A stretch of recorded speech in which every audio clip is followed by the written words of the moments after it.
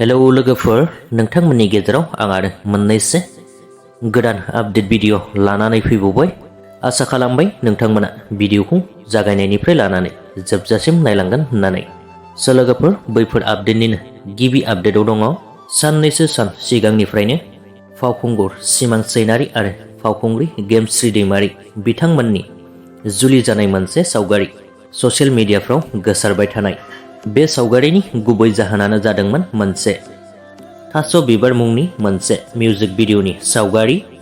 बे मिउजिक भिडिअखौनो दायो बिथांमोना सिबि सिने प्रडाक्शन चेनेलनि गेजेरजों आबुङै हगारनानै होनाय जाबाय।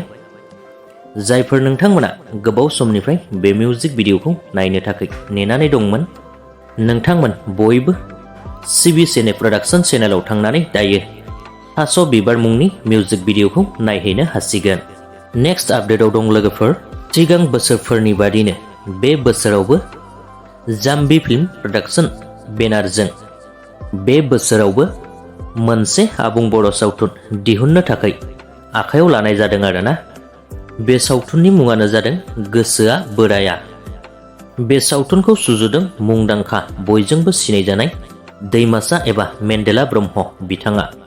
आरो दायो बे सावथुननि स्क्रिप्टखौ मुंदांखा फिल्म मेकार आरो दिथागिरि बिथां जोंदाव बड'सा सार बिथां आरो मुंदांखा दिथागिरि मदाराम बसुमतारी बिथांमोननि आखाइजों सावथुन दिहुनगिरि बिरफुं बर'नो गथायनानै होनाय जायो होननानै जेसास खिरखातारि सार बिथाङा गावनि अफिसियेल फेसबुक पेजनि गेजेरजों मोनसे पस्टआव गुवारै फोरमायहरो।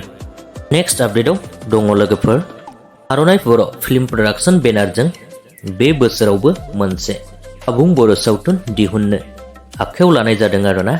बे सावथुननि मुङानो जादों सानबोलावरि। बे सावथुननि स्ट'रि लोगोसेनो डाइरेक्सन खालामगोन बिथां गोजोन बर' बिथाङा।